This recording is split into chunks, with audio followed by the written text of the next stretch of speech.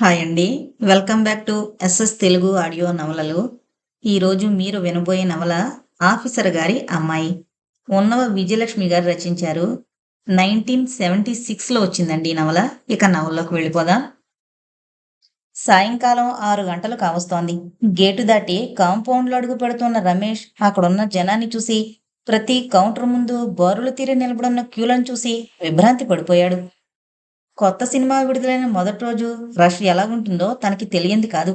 అయినా ఇంతలా ఇసుక వేస్తే రాలనంతగా జనం రావడం తన అనుభవంలో ఎప్పుడూ చూడలేదు. అసలు అలా మొదటి రోజే సినిమా చూడాలన్న కుతూహలము తనకి అది వరకు ఉండేది కాదు.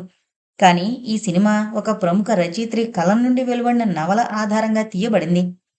ఆ నవల తనకి బాగా నచ్చింది కావడం వల్ల అది సినిమాగా రూపుదిద్దుకుంటుంది అని తెలిసినాటి నుండి విడుదల తేదీ కోసం 1000 కళ్ళతో ఎదురు చూస్తూ కూర్చుండడం వల్ల ఇంక ఒక్క రోజు ఆలస్యాన్ని కూడా భరించలేనట్లు ఇవాళే వచ్చేశాడు. పోనీ కాస్త ముందుగైనా రావాల్సింది అనిపించింది. ఈ ప్రేక్షకులంతా తనలాగే ఆ రచయిత్రి అభిమానులేమో, అందుకే తనలాగే మొదటి రోజే వచ్చారు అనుకుంటూ మొదటి తరగతి కౌంటర్ ముందున్న క్యూలో నిలబడ్డాడు. అయినా తన దాకా వస్తాయో రావో అని భయమే. చివరికి మరో 15 నిమిషాలు గడిచేసరికి అతని ముందు మరో 10 మంది ఉండగానే బుకింగ్ క్లోజ్ అంటూ కౌంటర్ మూసేశారు. నిరాశగా ఇంటికి వెళ్ళబోతున్న వాడల్లా మళ్ళీ మరో ఆలోచనొచ్చి ఒక్క క్షణం నిలబడిపోయాడు. బ్లాక్‌లో మరో రూపాయి ఎక్కువైనా ఇచ్చి టికెట్ కొనుక్కుందామనిపించింది. అంత డబ్బు ఖర్చు పెట్టదలుచుకున్నప్పుడు ముందే రిజర్వ్డ్ క్లాస్ తీసుకుంటే తీరిపోయేది కదా అనిపించింది మరోసారి. తనలాంటి నిరుద్యోగి అసలు సినిమాలు చూసి డబ్బు తగలేయడం న్యాయం కాదనుకుంటూనే మరీ కాలక్షేపం కాక బోర్ కొడుతున్నప్పుడు సినిమాలు చూస్తాడు. తన తాహతుకి మొదటి తరగతి టిక్కెట్టే ఎక్కువ అనుకుంటున్నప్పుడు ఇంకా రిజర్వ్డ్ క్లాసులో ఎలా కూర్చుంటాడు? కూర్చున్న మనస్సాక్షి తనని ఆ పిక్చర్ ఎంజాయ్ చేనిస్తుందా? అనుకుంటూనే గేటు వైపుకి 4 అడుగులు వేశాడు. చూడండి మిస్టర్ అన్న మాటలు వినిపించాయి. ఎవరో ఎవరినో పిలుస్తున్నారులే అన్నట్లు తల వంచుకుని మరో అడుగు ముందుకి వెయ్యబోయాడు. మిమ్మల్నేనండి. ఈసారి తనకి మరింత దగ్గరగా వినిపించడంతో అసలు ఆమె ఎవరో చూద్దామన్నట్లు తల తిప్పి చూశాడు. 19, 20 ఏళ్ల అమ్మాయి. లేత గులాబీ రంగు జార్జెట్టు చీర మీద ముదురు గులాబీ రంగు దారాలతో ఎంబ్రాయిడరీ చేసింది అందంగా కట్టుకుంది. అదే రంగు జాకెట్టు, మెడలో 2 వరుసల బంగారు గొలుసు. చూడగానే ఆకర్షణీయంగా కనిపించే కనుముక్కు తీరు. అసలే పెద్దవైన కళ్ళని మరింత వెడల్పు చేసుకుని తన వంకే చూస్తోంది. నన్ను పిలిచారా అని అడగాలనుకున్న రమేష్ తన నోట్లోంచి ఆ మాట రాగానే ఆ అమ్మాయి ఇంతమందిలోనూ తన పరువు తీసేస్తుందేమో అని భయం వేసి అలాగే నిలబడిపోయాడు. మీరు టికెట్ దొరక్క వెళ్ళిపోతున్నట్లున్నారు కదూ? ఆ అమ్మాయే మాట్లాడింది మొదట. మరి సినిమా చూడాలని పనిగట్టుకుని వచ్చిన వాళ్ళు తిరిగి ఎందుకు వెళ్ళిపోతారు అని అడగాలనిపించినా ఏదో సంకోచం అడ్డు రావడం వల్ల అవునండి అని మర్యాదగానే సమాధానం చెప్పాడు. నా దగ్గర ఒక టికెట్ ఉంది, తీసుకుంటారా? ఆమె అంత సహజంగా అడిగినా రమేష్ ఒక్క క్షణం ఆమె వంక పచ్చి రౌడీని చూసినట్టు చూశాడు. రమేష్కి రష్ ఎక్కువగా ఉన్నప్పుడు టికెట్లు బ్లాక్ మార్కెట్ చేస్తారని అతనికి తెలుసు. అయితే ఆ పని చేసేవారంటే అదే వృత్తిగా పెట్టుకునేవారు. కష్టపడి పని చేయడానికి ఒళ్ళు వంగని ఒక రకం కుర్రాళ్ళు మాత్రమే అని అతని ఉద్దేశం. ఆడవాళ్ళు, అందులోనూ చూడ్డానికి శ్రీమంతుల అమ్మాయిలా కనిపించే ఈమె కూడా అదే వృత్తిగా పెట్టుకుందా అని ఆలోచించడానికి అతని మనసు అంగీకరించకపోయినా ఒకలాంటి విస్మయం మాత్రం కలిగింది. అంతలో అతని సంకోచాన్ని, అనుమానాన్ని పటాపంచలు చేస్తూ ఆ అమ్మాయే మాట్లాడింది. నేను మా ఫ్రెండు రావాలని 2 టిక్కెట్లు బుక్ చేసుకున్నాం. తీరా సమయానికి తనకేదో పనిపడి రావడానికి వీల్లేకపోయింది అంటూ వ్యానిటీ బ్యాగు తెరిచి 2 టిక్కెట్లు పైకి తీసింది. వాటి రంగు చూస్తూనే అవి రిజర్వ్డ్ తరగతివని అతనికి అర్థమైపోయింది. ఒకవేళ బ్లాకు ధర కాకుండా వాటి అసలు ధరకి ఇచ్చినా తన జేబులో ఉన్న డబ్బు సరిపోతుందో లేదో అని మనసులోనే లెక్కలు వేసుకోవడం మొదలుపెట్టాడు రమేష్. మీకు అక్కర్లేకపోతే అని ఆమె అంటుండగానే అబ్బబ్బే అది కాదు, ఇంతకుముందు ఒకరిద్దరు కుర్రాళ్ళు కనిపించి బ్లాకులో కొనమని ఆఫర్ చేశారు అంటూ తలా తోకాలేని సమాధానం చెప్పాడు. అయితే నేను కూడా దీనికి ఎక్కువ డబ్బు ఇమ్మని అడుగుతాననుకుంటున్నారా? ఇంకా నయం, పోలీసులకి పట్టించారు కాదు. సున్నితంగా నవ్వుతూ శుతిమెత్తగా దెబ్బ కొట్టిందా గడుసమ్మాయి. ఆహా, అది కాదు, తడబడుతూ అని ఆ తర్వాత ఏం మాట్లాడాలో తెలియక జేబులోంచి డబ్బు తీసిచ్చేశాడు. ఇంతలో సినిమా ప్రారంభించే టైం అయింది అన్నదానికి సూచనగా బెల్లం మోగడంతో పదండి లోపలికి వెళదాం అని ఆ అమ్మాయే దారి తీసింది. రిజర్వ్డ్ తరగతి టిక్కెట్లకి నెంబర్లు వేసి ఉండడం వల్ల ఇద్దరూ పక్కపక్క సీట్లలో కూర్చున్నారు. తెర మీద అడ్వర్టైజ్మెంట్ స్లైడ్స్ చూపిస్తున్నారు. ఒక కొత్త అమ్మాయి చొరవగా తనని పలకరించి టికెట్ అమ్మడం, తను 3 గంటల కాలం ఆ అందాల రాశి పక్కన కూర్చుని సినిమా చూడవలసి రావడం, ఈ కొత్త అనుభవం రమేష్ కాదోలా ఉంది. అసలే మితభాష అయిన అతను ఆ క్షణంలో పూర్తిగా మూగవాళ్లా ఉండిపోయాడు. ఇంట్లో అందరితో కలిసి గాని లేకపోతే స్నేహితురాలతో గాని వస్తే వసపెట్లా కబుర్లు చెప్పే ఆ అమ్మాయికి ఇవాళ ఇలా ఒంటరిగా మౌనంగా కూర్చోవడం చాలా చిరాగ్గా ఉంది. అందుకే 5 నిమిషాల కంటే అధికంగా ఆ నిశ్శబ్దాన్ని భరించలేక తనే మెల్లగా మాట్లాడడం మొదలుపెట్టింది. నాకు మా సరోజ కూడా పిక్చర్ రిలీజ్ అయిన మొదటి రోజు మొదటాట చూడకపోతే నిద్ర పట్టదనుకోండి. మా వాళ్ళందరూ వీలైతే వస్తారు, లేకపోతే లేదు. ఎవరు వచ్చినా మానినా మాకు మాత్రం 2 టిక్కెట్లు ముందు తెప్పించేసుకుంటాం. అయితే ఆ టిక్కెట్ కొన్నాక రాకపోయిన ఫ్రెండు ఈ సరోజన్న మాట మగవాడు కాదు అనుకున్నాడు రమేష్. మరి ఇవాళ ఆమె ఎందుకు రాలేదు అన్నాడు. తానింకా మోగవాళ్ళ కూర్చుంటే బాగుండదని. అదే చూడండి, ముందుగానైనా చెప్పుంటే నేను మా చెల్లైనైనా తీసుకుని వచ్చేదాన్ని. సరోజ వస్తుంది కదా అని నేను ఒక్కదాన్ని వాళ్ళ ఇంటికి వెళ్ళాను. దానికి విపరీతంగా తలనొప్పి వచ్చిందట. తలకి కట్టుకట్టుకుని పడుకుంది. ఆ స్థితిలో దాన్ని చూశాక నాకు బలవంతం చెయ్యాలనిపించలేదు. సరే, ఇక్కడే ఎవరికైనా ఇచ్చేద్దామని రిక్షాకి వచ్చేశాను. తీరా వచ్చేసానే కానీ ఒక్క టికెట్ కొనుక్కుంటారా అని ఎవరినైనా అడగడం ఎలాగో నాకు తెలీదు. అది వరకెప్పుడు అనుభవం లేదు చూడండి. సరే, 5 నిమిషాలు ఆలోచించి చివరికి ఆడవాళ్ల క్యూ దగ్గరికి వెళ్ళి ఒక ఆవిడ్ని అడిగాను. ఆవిడికి 2 టిక్కెట్లు కావాలట. ఒకటిస్తే ఏం చేసుకోను అన్నట్లు మాట్లాడింది. అలాగని ఆవిడికి 2 టిక్కెట్లు ఇచ్చేస్తే మరి నేనేమైపోతాను? ఆవిడ్ని కాదని మరొక ఆవిడ్ని అడిగాను. ఆవిడ అలాగే అంది. ఇంక నాకు విసుగొచ్చింది. వెధవది, ₹3 దండగైతే అయిందని 2 టిక్కెట్లతోనూ నేనొక్కదాన్నే చూద్దాం అనుకున్నాను. ఆ అమ్మాయి చెప్తున్న తీరు వింటుంటే రమేష్కి నవ్వొచ్చింది. అయినా పైకి నవ్వితే బాగుండదని మగవాళ్ల క్యూలో కూడా మీకు ఒక్క టికెట్ కావలసిన వాళ్ళెవరూ కనిపించలేదా అన్నాడు. భలేగా అడిగారే. నేను ఆఫర్ చెయ్యాలే కాని ఎగిరి గంతేసి తీసుకునేవాళ్ళు 1,00,000 మంది ఉంటారు. ముందే చెప్పానుగా, అలా వెళ్ళి అడగడం నాకేంటోగా ఉంటుందని. తీరా అడిగిందాకా ఉండి నేనంటే నేను అంటూ 10 మంది ముందుకొచ్చి ఏ రౌడీయో ఆ టికెట్ దక్కించుకుంటాడనుకోండి, వాణ్ణి 3 గంటల సేపు నా పక్కన కుర్చీలో ఎలా భరించగలను చెప్పండి.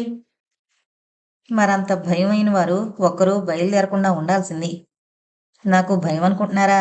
అంత దాకా వస్తే నా కాలి జోడు తీసి వాడి లెంపలు వాయగొట్టి 32 పళ్ళు రాలగొట్టగలను. చేజేతులా అలాంటి గలాటా కొని తెచ్చుకోవడం ఎందుకని గాని నాకేం భయం? అయితే డబ్బు పోతే పోయిందని నేను ఈ పళంగా లేచి ఇంటికి వెళ్ళిపోవడం నయమేమో. రమేష్ బెదురు నటిస్తూ అన్నాడు. అంతమంది జనంలో తనని మంచివాడిగా గుర్తించి ఆ అమ్మాయి తననే వెతుకుంటూ వచ్చి టికెట్ ఇవ్వడం అతనికి లోలోపల గర్వంగానే ఉంది. ఛ! అంత మంచి చెడు తెలియని దుర్మార్గురాలనుకున్నారా? మీరు నిరాశతో తల వంచుకుని వెళ్ళిపోతుంటే ఏదోలా అనిపించింది. పైగా మిమ్మల్ని చూడగానే మంచివారనిపించింది. లేకపోతే నేను అడగకనే పోదును అంది. ఇంతలో రెగ్యులర్ పిక్చర్ ప్రారంభం కావడం వల్ల ఇద్దరూ మాటలు మాని అది చూడ్డంలో లీనమైపోయారు. ఇంటర్వెల్లో లైట్లు వెలిగాయి. అప్పటిదాకా నడిచిన సినిమా ఇద్దరికీ నచ్చింది. కొంచెం సేపు ఆ కబుర్లే చెప్పుకున్నారు.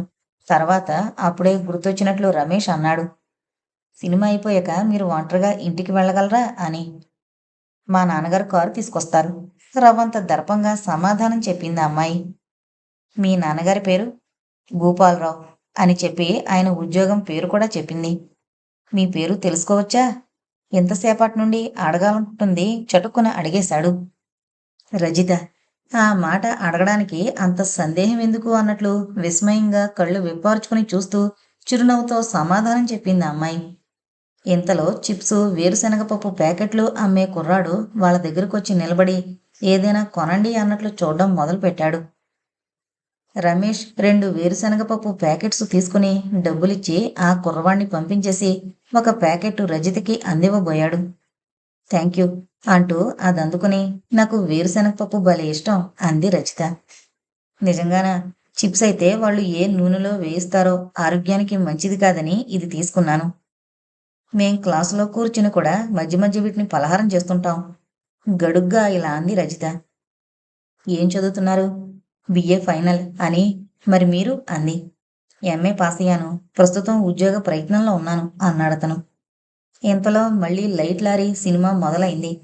సినిమా పూర్తయి అందరితో పాటు ఇద్దరూ బయటకొచ్చారు. వరండా మీద నిలబడే తమ కారుని గుర్తుపట్టిన రజిత, అదో మా డాడీ వచ్చారు. నేను వెళతాను. థ్యాంక్స్ ఫర్ యువర్ కంపెనీ అంది. సరే నేను వెళతాను అన్నాడు రమేష్. తాను ఊహించినట్లు ఆ అమ్మాయి తండ్రికి తనని పరిచయం చేయనందుకు కొంచెం నిరాశ చెందుతూ. కూతురు ఒక్కతే కారు దగ్గరికి రావడం చూసి సరోజేది అన్నారు రావుగారు. తనకి ఒంట్లో బాగుండలేదు. రాలేదు. ఆ టిక్కెట్టు ఇంకెవరికి ఇచ్చేశానులేండి అంది కారెక్కి కూర్చుంటూ. ఆ తర్వాత రమేష్, రజిత ఇద్దరూ కూడా ఆనాటి పరిచయం గురించి మరిచిపోయామనే అనుకున్నారు. కానీ 10 రోజుల తర్వాత హఠాత్తుగా ఒక షాపులో కలుసుకున్నప్పుడు మాత్రం వారికి మళ్ళీ ఆ పరిచయం గుర్తుకొచ్చింది. ఒక సాయంకాలం రమేష్ ఒక స్నేహితుడితో కలిసి ఒక పెద్ద బట్టల షాప్‌కి వెళ్ళాడు. అతను కొనాల్సిందేమీ లేదు. కానీ ఊరికే కంపెనీకి రమ్మని ఆ స్నేహితుడు బలవంతం చేస్తే వెళ్ళాడు. కొనే ఉద్దేశం లేదు కాబట్టి బట్టల్ని చూడడం కూడా ఆషామాషీగానే చూస్తున్నాడు. అలా కాలక్షేపం కానట్లు దిక్కులు చూస్తున్న అతను ఒక దగ్గర ఒక వ్యక్తి కనిపించగానే ఒక్క క్షణం చూపులు నిలిపి ఆలోచించాడు. ఆ అమ్మాయిని ఎక్కడో చూసినట్లుంది అనుకున్న కొద్ది క్షణాలకి అవును ఆమె అన్న నిర్ధారణ చిక్కి చకచకా నడుచుకుంటూ అటువైపు వెళ్ళాడు. ఆమె తలెత్తి చూసి తనని గుర్తుపట్టి పలకరిస్తుందని కొద్ది క్షణాలు ఎదురు చూశాడు. కాని ఆమెకి తనకి కాస్త దగ్గరలో మరో మనిషి నిలబడ్డాడనే ధ్యాసైనా లేనట్లుంది. ఒకవేళ ఉన్నా ఎవరో తనలాగే బట్టలు కొనడానికి వచ్చినట్లున్నాడు అనుకుని ఊరుకుని ఉండొచ్చు. కానీ రమేష్ ముఖం ఒక క్షణం చిన్నబోయింది. పలకరించకుండా వెళ్ళిపోదామా అని కూడా అనుకున్నాడు ఒకసారి. కానీ ఇంత దాకా వచ్చి మాట్లాడకుండా వెనక్కి తిరగడం ఏంటనిపించి కాస్త సంకోచంతోనే ఏమండి బాగున్నారా అన్నాడు. ఆ అమ్మాయి ముందున్న బట్టల మేట్లోంచి తల పైకెత్తి చూసింది. ఆమె ముఖంలో తనని గుర్తుపట్టిన చిహ్నాలేమీ కనిపించకపోవడంతో రమేష్ చిన్నబుచ్చుకున్నాడు. అయినా ఒకసారి పలకరించి మళ్ళీ ఏం మాట్లాడకపోతే బాగుండదు అన్నట్లు మీకు గుర్తులేనట్టుంది అన్నాడు. ఆ అమ్మాయి పచ్చి రౌడీని చూసినట్టు తన కేసి చూస్తూ పళ్ళు పటపటా కొరుక్కుంది. రమేష్‌కి మరి నోటి వెంట మాట రాలేదు. కాళ్ళలోంచి వణుకు పుట్టుకొస్తోంది. అక్కడ నిలబడే ధైర్యం లేక కాస్త అటుగా వెళ్లి బట్టలు చూడ్డంలో మునిగిపోయాడు. అసలు తను ఒక్కడు వచ్చుంటే ఆ క్షణంలోనే ఆ షాపులోంచి ఇవతల పడి పారిపోయేవాడే. కానీ ఇంకొక స్నేహితుడితో కలిసి రావడం వల్ల అతను బట్టలు కొని బిల్లిచ్చిందాక అక్కడ నిలబడుండడం తన మర్యాద అనిపించి ఉండిపోయాడు. ఇంకా నయం. నాకు జరిగిన ఈ పరాభవం వాడికి కంటబడింది కాదు. పైకి ప్రవరాఖ్యుడి ఫోజులు పెడుతూనే నీకిదేం బుద్ధిరా అని 4 చివాట్లు పెట్టేవాడు. అంతేకాదు మొదటి ప్రయత్నం కనుక పప్పులో కాలేశావని ఎత్తి పొడిచేవాడు. ఏదో ఈవాళ లేచిన వేళ మంచిది కనుక అటు వాడు చూడలేదు. ఇటు ఈ అమ్మాయి అయినా మరేం గోల చేయకుండా తన పళ్ళు కొరుక్కుని ఊరుకుంది.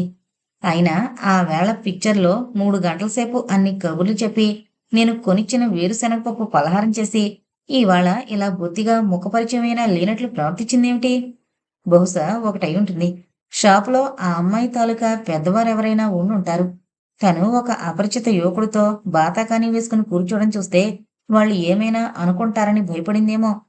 అయినా నేను వాళ్ళకి అపరిచితుడినైనా ఆ అమ్మాయికి పరిచితుడినే కదా! అక్కడ వాళ్ళతో చెప్పడానికే ఈ అమ్మాయి భయపడుతుందేమో. అయినా మరీ అంత కట్టడిలో పెట్టేవారు ఆ అమ్మాయిని ఒంటరిగా, పోనీ స్నేహితురాలతో అలా సినిమాలకి వాటికి వెళ్ళడానికి ఎలా అంగీకరించారు చెప్పమా? ఏమండి బాగున్నారా? అన్న మాటలు వినిపించి రమేష్ ఆలోచనలు తెగిపోయాయి చటుక్కున. తలెత్తి చూశాడు. ఎదురుగా ఇందాకటమ్మాయే నిలబడి చిన్నగా నవ్వుతోంది. రమేష్‌కి మతిపోయింది.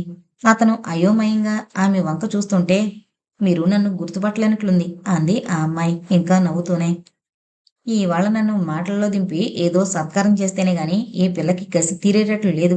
కాకపోతే కాసేపటి క్రితం నేను పలకరించినప్పుడు అలా కళ్ళెర్రజేసినట్లు చూసి ఇప్పుడు ఈ చిరునవ్వేమిటి?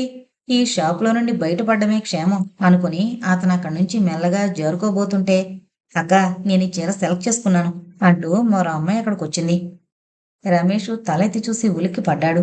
వాళ్ళిద్దరూ కవల పిల్లల్లా అచ్చూ ఒకే పోలిక కాదు కానీ, కొత్త వాళ్ళని కాస్త తికమక పెట్టగలిగేంత దగ్గరగా పోలికలున్నాయి. అతను వాళ్ళిద్దరినీ మార్చి మార్చి చూస్తుంటే, పరిస్థితి అర్థం చేసుకున్న ఆ అమ్మాయి పొలివరస తళుక్కున మెరిసేలా ఒక నవ్వు నవ్వి, అక్కా ఈయన నీకు తెలుసా? అనడిగి, ఆమె దగ్గర నుండి సమాధానం అనవసరం అనుకున్నట్లు మళ్ళీ తనే అంది. ఇందాక నన్ను పలకరించాడు నువ్వనుకుని. ఎవరు అనుకుని నేను ఎర్రగా చూశాను అని పొక్కుమని నవ్వింది. చాలా భయపడిపోయినట్లున్నారు కదా మీరు. అందుకే నేను పలకరించినా మాట్లాడలేదు అంది రజిత చిన్నగా నవ్వుతూ. ఇంకా నెమ్మదిగా అంటున్నారా? అసలు ఎవరితో మాట్లాడాలన్నా భయపడే నేను చొరవ చేసి పలకరించిన సందర్భం కాస్త ఇలా బిడిసికొట్టింది. అసలు షాపులోంచి వెళ్ళిపోదాం అనుకున్నాను. అదో నా ఫ్రెండ్ ఇంకా కొండం కాలేదని ఉండిపోయాను. ఆ పక్క రూమ్లో రెడీమేడ్ డ్రెస్సెస్ ఉన్నాయంటే నేనటు వెళ్ళాను. మొదట్లో చాలామంది ఇలాగే మమ్మల్ని చూసి పొరపాటు పడుతుంటారు అని నవ్వింది రజిత. రమేష్ ఏదో అనబోయి మళ్ళీ బావుండదని ఊరుకున్నాడు. ఏంటో చెప్పబోయారు అంది రజిత. అబ్బే ఏం లేదు తప్పించుకోబోయాడు రమేష్. I can guess. ఆ మాత్రం ఊహించుకోలేమా? మళ్ళీ అడుగుతున్నావు పెంకిగా అంది ఆ అమ్మాయి రజితతో. రజిత మరేమీ అనకుండా చెల్లెలు ముదితని రమేష్కి పరిచయం చేసి అతనితో తనకెలా పరిచయం అయిందో చెల్లెలికి చెప్పింది. ఇంతలో రమేష్ స్నేహితుడు బట్టల బేరం ముగించి బిల్లు రాయించుకుని రావడంతో వాళ్ళ దగ్గర సెలవు తీసుకుని యువతలకొచ్చేశాడు రమేష్. తనకే అంతగా పరిచయం లేని వాళ్ళని అతనికి పరిచయం చెయ్యాలనిపించలేదు రమేష్కి. అది ఆ స్నేహితుడి దృష్టిలో మరోలా అనిపించింది. ఏంటోయ్, ఆడవాళ్ళని చూస్తే ఆమడ దూరం పరిగెత్తుకుపోయే నువ్వు ఒకరు కాదు, ఏకంగా ఇద్దరు ముద్దుగుమ్మలతో ముచ్చట్లలో మునిగిపోయావు అన్నాడు అదోలా చూస్తూ.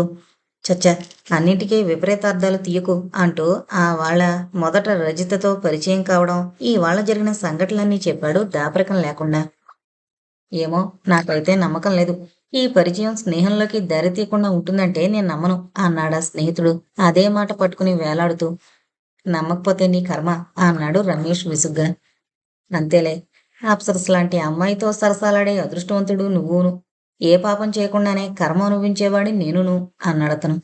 అతని ఉడుకుమొత్తనం చూస్తే రమేష్కి నవ్వొచ్చింది. అయినా ఆ సంభాషణ మరి పెంచలేదు. ఒక గౌరవనీయమైన కుటుంబంలోని ఆడపిల్లల గురించి ఇలా చర్చించుకోవడం అతనికి చాలా ఎబ్బెట్టుగా అనిపించింది. మౌనంగానే కాస్త దూరం నడిచి తమ ఇంటి సందు మలుపు రాగానే అతనికి చెప్పేసి వెళ్ళిపోయాడు. అక్కడ షాపులో పని ముగించుకుని అక్కా చెల్లెలిద్దరూ యువతలకు రాగానే ముదితడిగింది అక్కగారిని. అతన్ని మనింటికి రమ్మని చెప్పలేదేమని. మనింటికెందుకు? తెల్లబోయింది రజిత. మరి నీ ఫ్రెండ్ని డాడీకి పరిచయం చేయవా? నీ ముఖం ఫ్రెండ్ ఏంటి? ఆ వాళ్ళ ఏదో సినిమాలో కలిసామంతే చురుగ్గా సమాధానం చెప్పింది రజిత. ముదిత నవ్వేసింది.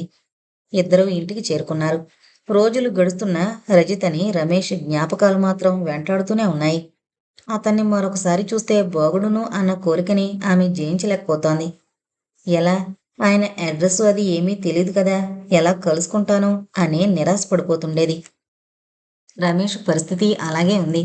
మొదట్లో అతని ప్రమేయం లేకుండానే రజితని గురించి ఆలోచించడం మొదలుపెట్టిన అతని మనసు ఇప్పుడు అతను వారిద్దామన్నా విననని మొండికేసే స్థితికొచ్చేసింది. నాకొక్కసారి రజితని చూసి మాట్లాడగలిగితే బాగుండును అన్న కోరికని జయించడం అతనికి సాధ్యం కావడం లేదు. ఊహల్లోనే ఆమె అతని ముందుకొచ్చి నిలబడిన క్షణాలు ఎన్నో, మరి లెక్కే లేదు. ఇలా రోడ్లు షాపులు గాలించే కంటే తిన్నగా వాళ్ళింటికి వెళితేనో అన్న ఆలోచన కూడా వచ్చింది ఒకసారి.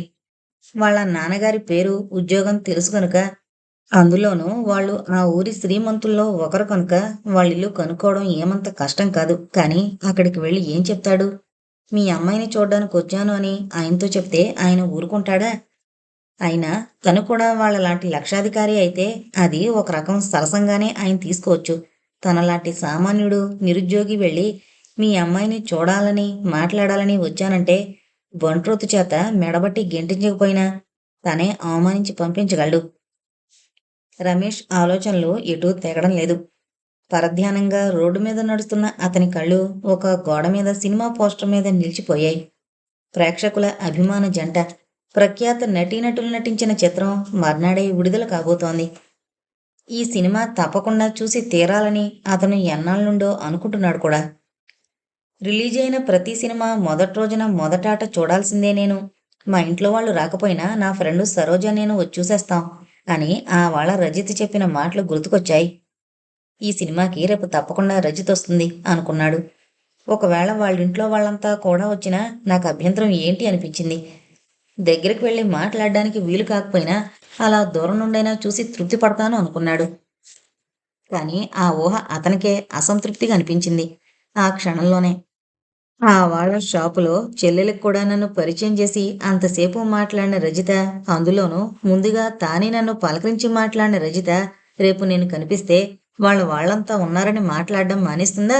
ఉహుం, అలా ఒక్కనాటికి చెయ్యదు అని తనకి తానే సమాధానం చెప్పుకున్నాడు. ఆ అమ్మాయి మాట్లాడడానికి, ఆమెకి కనిపించేలా కూర్చోవాలంటే తను రిజర్వ్డ్ క్లాసు టిక్కెట్టే కొనుక్కోవాలి అనుకున్నాడు. అతనింకా ఆలోచిస్తుండగానే అతని ఇష్టాయిష్టాలతో నిమిత్తం లేనట్టు అతని పాదాలు ఆ థియేటర్ వైపుగా సాగిపోయాయి. కౌంటర్ దగ్గరికి వెళ్లి రిజర్వ్డ్ తరగతికి అడ్వాన్స్‌గా ఒక టికెట్ కొనుక్కుంటుంటే అంతరాత్మ మెల్లగా గొణగడం మొదలుపెట్టింది. మీ నాన్నగారి కష్టార్జితం నువ్విలా దోబరా చేయడం న్యాయం కాదు అని. రేపు నాకు ఉద్యోగం వచ్చాక దానికి 100 రెట్లు వడ్డీతో ఆయనకిచ్చేస్తాను అని దానికి నచ్చజెప్పి ఆ టికెట్ జేబులో పెట్టుకుని ఇవతలకొచ్చేశాడు. మర్నాడు థియేటర్‌లో అడుగు పెడుతూనే ఆశగా వెతికాయి అతని కళ్ళు ఆ పరిసరాలన్నింటినీ. ముందు వరండాలో గోడలకి ఫ్రేముల్లో వేలాడదీసిన ఆ సినిమా తాలూకా ఫోటోలను చూస్తూ నిలబడింది రజిత. రమేష్ హృదయం ఆనందంతో ఎగిరి గంతేసింది. మెల్లగా ఆమె పక్కకి వెళ్ళి నిలబడి, మీరు వచ్చారే పిక్చర్‌కి అని పలకరించాడు. తల తిప్పి చూసిన రజిత ముఖం నిండా ఆనందం అల్లుకుపోయింది. మీరు వచ్చారా అని నవ్వుతూ అడిగి ఆ పక్కనే నిలబడిన సరోజకి పరిచయం చేసింది. ఆహా, ఆ వాళ్ళ సినిమాకి రాక ఈ సుందరి పరిచయ భాగ్యం నాకు కలిగించిన అమ్మాయి ఈమెనా అన్నట్లు చూశాడు రమేష్ సరోజ వైపు. ముగ్గురు ఏవో మాటల్లో మునిగిపోయారు. సరోజ మాట్లాడింది చాలా తక్కువే. వాళ్ళిద్దరి మాటలకే ఆమె శ్రోతగా మిగిలిపోయింది.